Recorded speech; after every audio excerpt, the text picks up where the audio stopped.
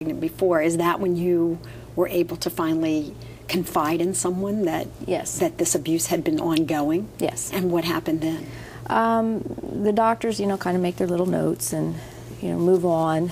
And the boyfriend wound up going to the wayside shortly thereafter because he became physically abusive after she was born. So it was kind of didn't want to tell, but I needed to start getting this off my chest. And it affected the way I related to men, so I needed to be able to tell them so they knew when I went crazy that I wasn't going to be crazy for long. It was just going to be this short period that I needed to get through. Don't acknowledge my birthday just yet, that kind of stuff. You smile and say, go crazy, but I mean, that's normal.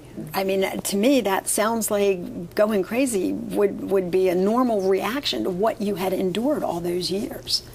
And I did. For a long time, I had lots of issues. One of the biggest things is when I was living with my mother, one of the people that had abused me tried suffocating me.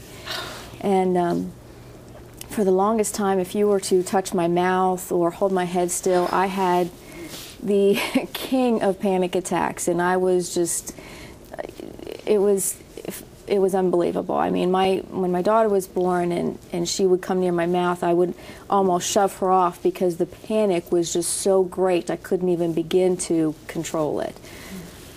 My goodness, it's a harrowing tale, and yet you've survived it and can talk about it in such an eloquent way. I'm moved by it.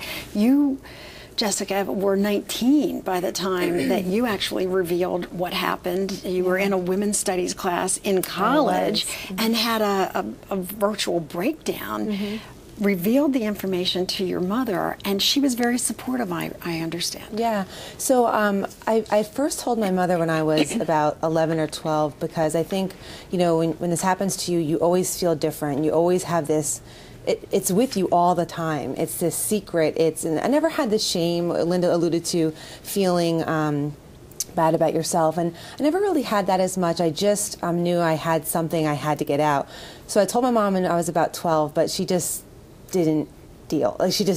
I think she didn't even hear me. So when I was 19, I thought, well, I'll just fix this myself. I'll do a paper on incest, and I'll be done with it. Like, very logical. And it really just brought everything out. And how long did you have to work through it? Or is it still an ongoing process even today? It is. It's always an ongoing process, I think, but the hard work really started then, I'd say, till I was in my late 20s. Just a lot of therapy, a lot of patience with my husband, a lot of acknowledging what triggers you and how to deal with it. And a lot of people in this situation also become very, not controlling, but very controlled. And the way I reacted was the littlest thing would set me off like no tomorrow. I mean, an accident, I was stuck in traffic. My life was, I had to have my box. And if my box got shaken up, the external affected me so much. So those are the kinds of things you work through in therapy, as I'm sure you realize. Right. What Jessica, you're describing is a lot of times when people come in for help for this problem, whether they have a lot of the memories or not, what they definitely have are what we call the symptoms. A lot of times trauma survivors can have more symptoms than memories. When Jessica was describing that this started at 4 and things are fuzzy, and because what happens is the trauma can be so overwhelming to the body that the memory system gets shut down, and what you have are more sensory memories or symptoms as a way to cope and make sense of it. And then you sometimes work with the symptoms in treatment rather than just the memories. We're almost out of time. I'm sorry. I could talk to you for great lengths about this, but I know people are curious whether you have any kind of relationship with your uncle and what happened with your father. So could we just touch on that very quickly? Sure. I don't. I sent him a letter and confronted him, and I gave him some ways to kind of make retribution. He chose not to. I have no use for him in my life. And how about you, Linda?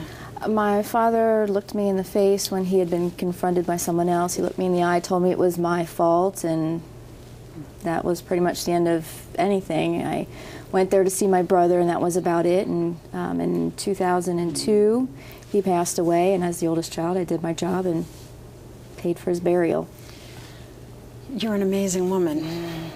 You're an amazing woman. I don't know how you could have done that, but I applaud you for the courageous way that you are confronting this, both of you, and how you're telling your story so that others can recover as well. And it's a continuous process, isn't it, this recovery? Okay. Fortunately, you've had children, you're moved on, you also are married, and you're working at that, I understand, as well. Very quickly, if people think that there is a problem or they suspect it, what would you suggest? That they try to seek out help, that they find a safe person either in their family or their support system that they can talk to, that they go to see a therapist, somebody that can help them. But we be should objective. talk about it. Definitely. We should talk about it Definitely. even if you suspect it. All right, Kara, thank you very much. Just on that note, I want to say something. I get asked a lot about that, and the one thing I want to say is for the person who wants to help someone they think is in that situation, build a relationship. That's right. Don't come Well out of the said. blue. Great Well said. advice. Ladies, thank you so much for being with us. We certainly appreciate it. Thank you very much for being with us as well, and I hope this helps you if you need it. Good night.